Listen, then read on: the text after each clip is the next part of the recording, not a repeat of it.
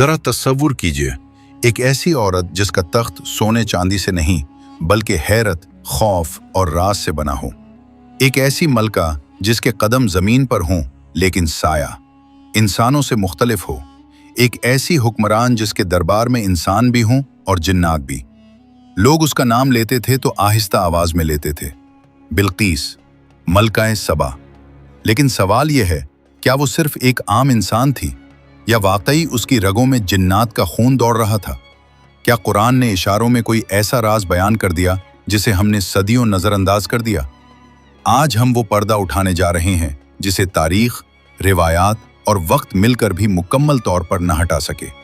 कुरान मजीद हमें बताता है कि हजरत सुलेमान अलैहिस्सलाम के ज़माने में एक कौम थी सबा, जिस पर हुकूमत करती थी एक औरत। अल्लाह ताला फरमाता है, मैंने एक औरत को पाया जो उन पर हुकूमत करती है और उसे हर चीज़ दी गई है और उसका एक अजीम तख्त है। ये कोई आम औरत नहीं थी, इसका तख्त गैर मामूली था, इसकी सल्तनत मजबूत थी, इसकी अक्ल, सियासत और तदब्बुर मशहूर था। लेकिन सबसे अजीब बात, इसका अंदाज़े हुकूमत था, जहां जुल्म नहीं मशवरा था, जहां गुरूर नहीं हिकमत थी। वो राज जिसने लोगों को चौंका दिया। कदीम रिवायात में एक बात बार बार दोहराई जाती है, मलका बिल्कीस के पांव आम इंसानों जैसे नहीं थे। कुछ कहते हैं वो बालों से ढके हुए थे, कुछ कहते हैं खुर जैसे थे, और कुछ ने कहा जिन्नाती निशानी यही से अफवाह ने जन्म लिया।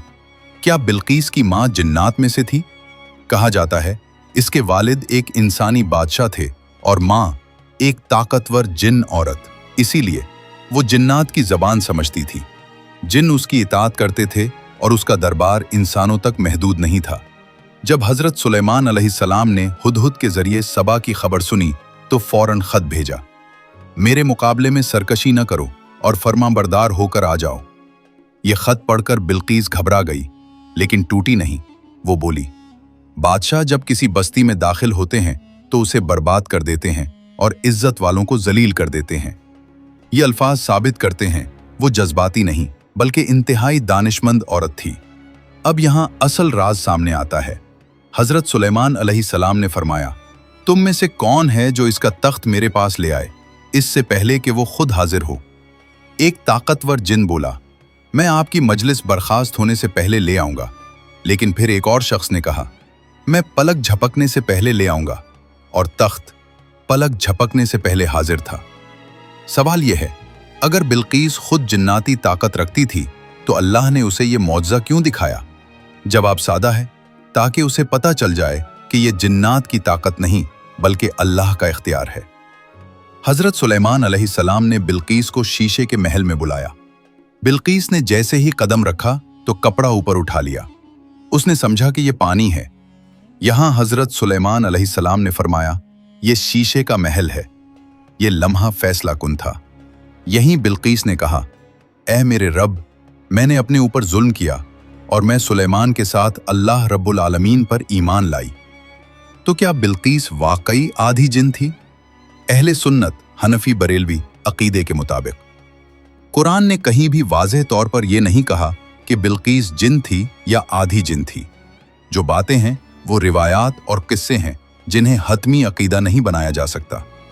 असल बात यह है, बिल्कीस एक इंसान औरत थी जिसे अल्लाह ने अक्ल, हुकूमत और इज्जत दी, और सबसे बड़ी बात, वो ईमान ले आई।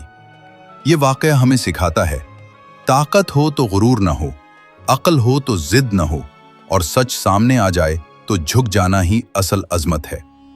बिल्कीस की असल पहचान ये नहीं कि वो जिन थी या इंसान, बल्कि ये है, वो एक औरत थी जिसने तख्त छोड़कर हक को कबूल किया, और यही कामयाबी है।